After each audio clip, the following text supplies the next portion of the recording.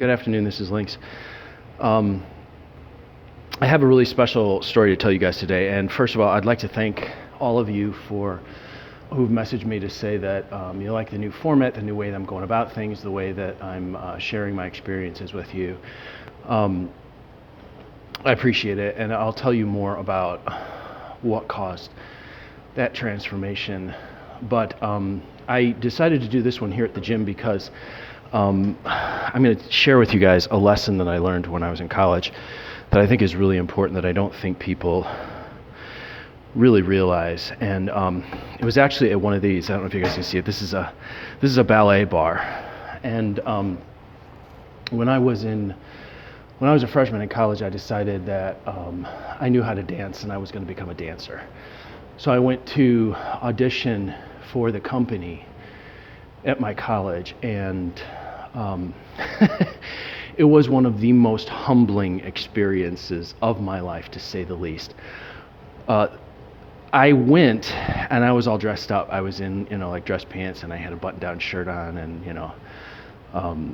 everyone was dressed in leotards and tights, and I was looking around and I was like, I was the only one, not dressed. I really didn't know what I was getting myself into. And we had to stand at one of these, and we had to do tendus and plies and dégagés, and we had to get, I couldn't even get my leg up on the bar. I was that confused. I was that clueless. I had absolutely no idea what they were talking about, what they were doing. I had no experience, and I walked in thinking I was a big shot. I knew how to dance. I was gonna dominate. I was gonna be part of the company, and I walked in, and there was the truth of the situation. I didn't even know how to get my leg up on the bar. I couldn't even get my leg up on the bar. I walked out. I walked away from the bar. The audition was still going on. I walked right out. I was humiliated. And I walked across campus, and I realized that I could let my pride get a hold of me and stop from doing something that I really wanted to do, or I could figure it out. So I registered for the basic ballet class. It was like, ballet for babies, kind of. And I did it. And after that class, I went into a jazz class and a ballet 2 class, and I busted my butt. And that summer, I ended up going to one of my ballet teachers at school asked me to go to class from her teacher, who was a famous dancer from the dance theater. To be honest, I can't remember now if he was in the dance theater of Harlem or if he was in Alvin Ailey. His name is Homer Bryant. He's still in Chicago. He's a famous dancer. And by the way, if you're in Chicago and if you're looking to put your kids in dance, or you're looking to go, this is the man to study from. He's unbelievable. He taught me some amazing things, and he was one of the few individuals in my life who actually encouraged me to keep going and do what I love.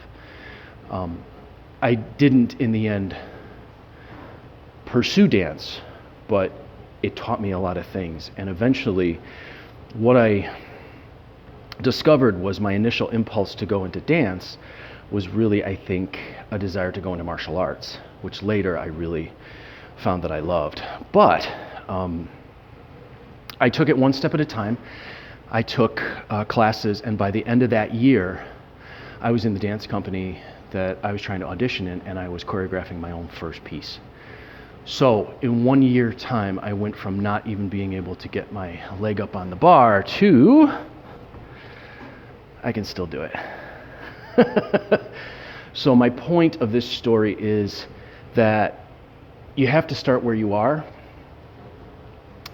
and arrogance and pride are two of the things that are preventing us from doing everything that we love or feel that we should or want to do in the world. And the reason I bring this up is there are a great many people out there teaching right now that we're all love. We are all love. We are all one. We are all united. That's great in theory, but you have to start where you're at. You have to start. I knew that there was a dance company. I knew that they were doing amazing things. I knew that they were choreographing things that I wanted to be in, and I knew that they were doing what I wanted to do. Knowing that didn't make me capable of doing those things, you see.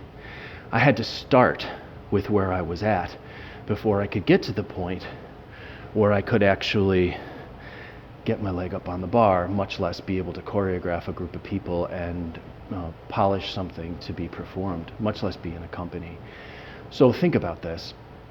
When they tell you, it's all love, we're all one, there is no time, those things are great in theory, but you have to start where you are at.